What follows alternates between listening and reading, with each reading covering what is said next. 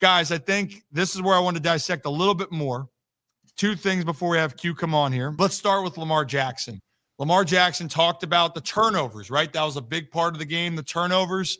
And specifically, he's pissed at himself, which, again, what I love with Lamar, he's accountable. But let's play the first part of that clip, Brad, and then I'll pause it when Lamar's done, and then we'll keep going. I had 2 costly turnovers, me not holding the safety, me just knowing the coverage, me knowing it was man through a BS interception. It was 7-7 at the time. I believe they scored after that. Battle back, fumble, snap, trying to make something happen. Couldn't throw it. It was like a RPO play, so I couldn't really throw the ball to likely, the offensive line was down the field. So I was trying to make something happen. Tried to squeeze the ball, it slipped out my hand. Von Miller picked it up, got some yards. I think that led to points for them. So it's a team effort out there. He's been busting his behind, he making plays happen out there on that field for us. Came up short. And like I've been saying all season, every time we in situations like this, turnovers play a factor. Penalties play a factor. Tonight, the turnovers, you can't have that shit, And that's why we lost the game, because as you can see, we moving the ball wonderfully. It's hold on to the fucking ball. I'm sorry for my language, but this shit annoying. I'm tired of this shit, man. So you can hear the frustration from Lamar. And he's right. He's right. And I know he's tired of it. I know a lot of fans are tired of it, saying we're here these moments and the phrase that say, hey, the Ravens beat the Ravens.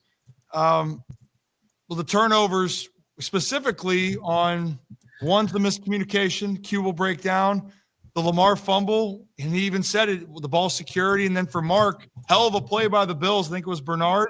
But those are 2 plays where you're looking like, hey, you hold on to the ball there, this circumstance doesn't happen, and those 2 fumbles led to 10 points.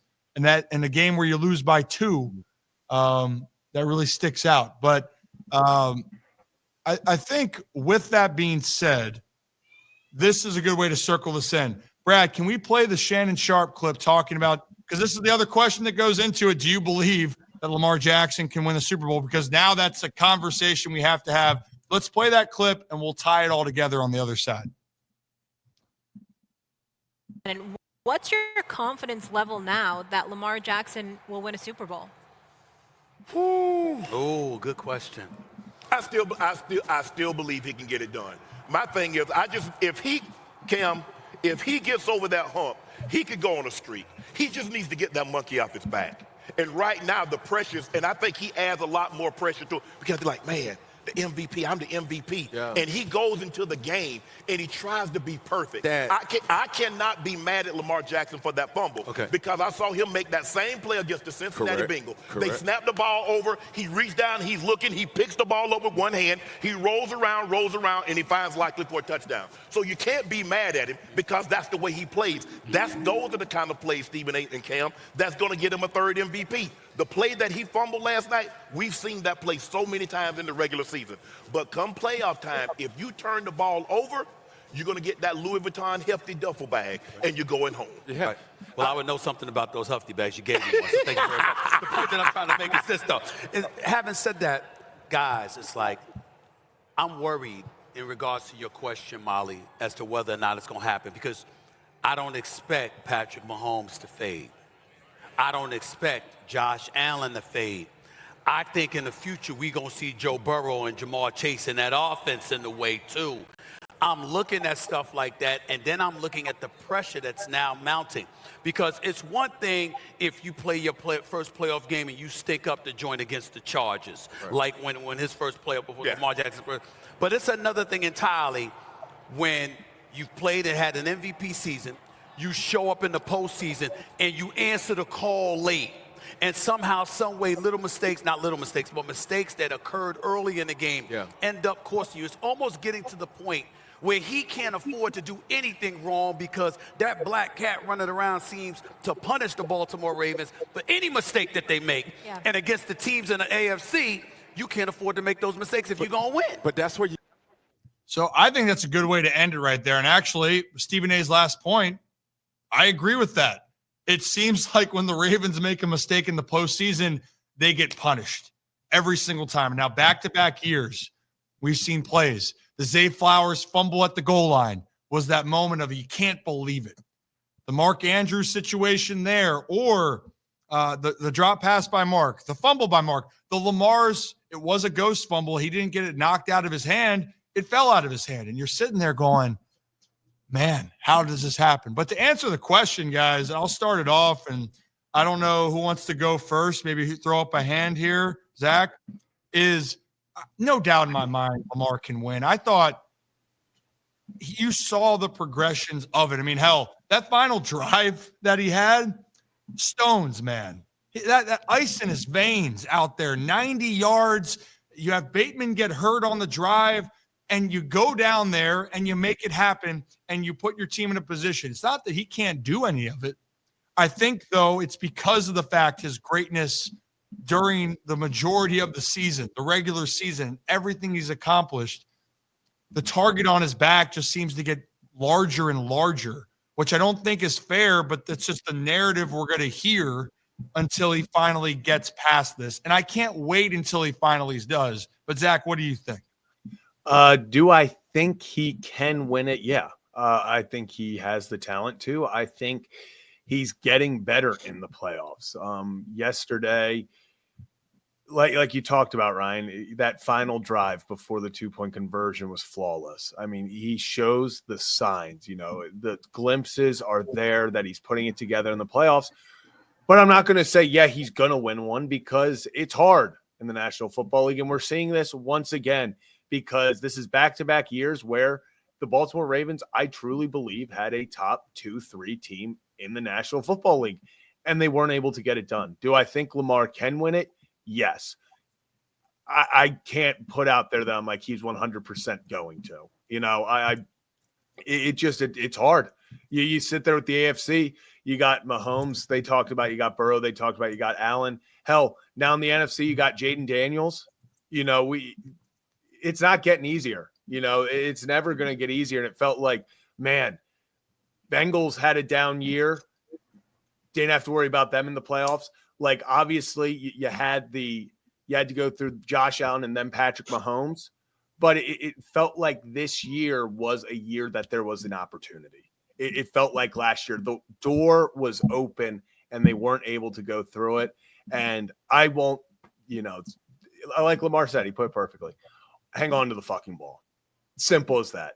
If the Ravens hang on to the effing ball in their past, 3 playoff losses, they're not playoff losses.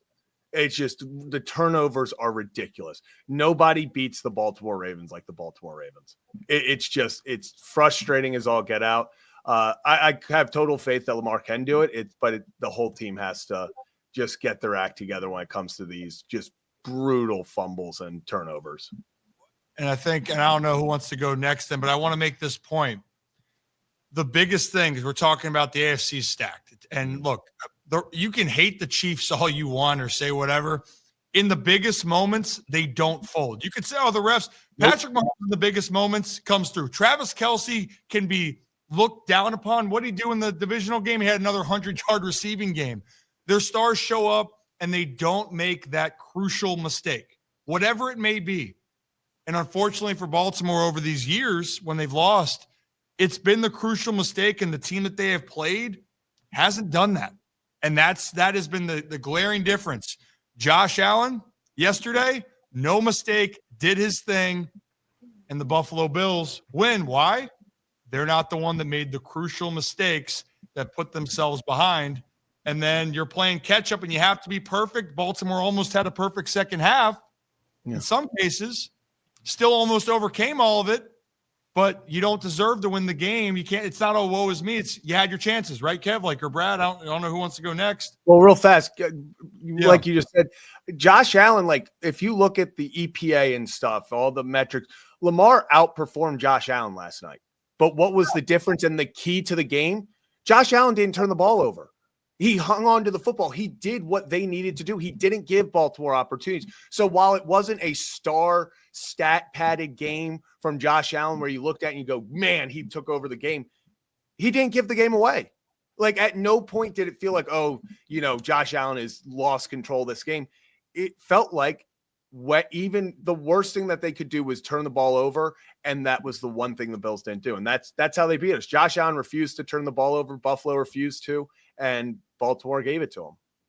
Mm-hmm. You know, the last – go ahead, Brad. Go ahead. I was just going to say, I've seen a lot of comments also talking just about how, look, Lamar should have held on to the ball, right? But what some of the words that I was hanging on as far as Shannon Sharpe's comments were, this is Lamar being Lamar. Like, you're going to have a turnover or two when you have a player that is trying to make an unbelievable play. There's a reason why he's the MVP, is because he makes plays like that. And referring to the Bengals game earlier in the season where it should have been a dead ball, it should have been a negative play, and then he all of a sudden turns it into a touchdown to Isaiah Likely. I'm okay. Like, I would have been okay with Lamar fumbling that ball. It was just because here's my thing too. Like, he answered all the questions that you had about him. It wasn't that he folded because it was a playoff game, like a lot of the narrative had been going on for his entire career. The way that he responded after that turnover was actually unbelievable. So anybody who wants to put it all on Lamar, and we're going to, because that's what the media does, because it was a loss, and for some reason wins and losses only count against quarterbacks. That part makes no sense to me. But when we're talking about Lamar's level of play last night, it wasn't that Lamar actually played bad at all. The interception, once again, was not his fault. We saw Rashad Bateman kind of have a bit of a miscue there, and we're going to talk about that with Q later. The fumble was purely on him. Mark Andrews fumbles the ball too. To me, Lamar Jackson did his job and made one mistake, in my opinion, pretty much all night. Yep, and I think that was the different narrative of it. Like I said, that last drive that Lamar, they moved the ball with ease. They moved the ball with ease. It's just the reality of it. Do you win the game? And I think I saw a comment here from Mario. People are realizing that playoff stats don't matter as long as you win. That's the name of the game. Doesn't matter how pretty, how ugly. Patrick Mahomes, we talked about this. We're going, his numbers during the regular season weren't the Patrick Mahomes-esque of being the top guy. And we talked about in the past between legacy and greatness of players. When you get to a certain point, Kevin, it's about just winning. I think the Chiefs down the stretch, they haven't been turning the ball over. The Houston Texans outgained the Chiefs, didn't turn the ball over, and yet they lost by 2 scores against Kansas City.